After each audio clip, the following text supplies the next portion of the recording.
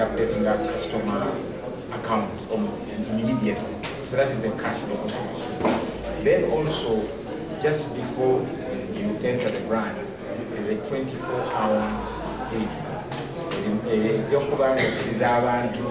Screen ejja kubekkiriza internet ejja kubekkiriza abantu okubeera nga bakyasobola okufuna bye baali badde bafuna nga bayingidde branch.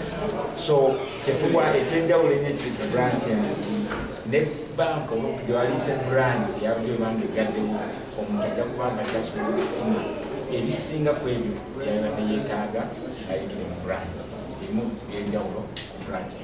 Ekyebyenfuna ndowooza nti nze tekyali tuganye kuba nti tuteeka ssente mu bintu bacustomers bye baagala, kubanga bwe tuteekamu ssente kiyamba abamu ku bacustomers baffe ate okufuna okusinga abo badde bafuna.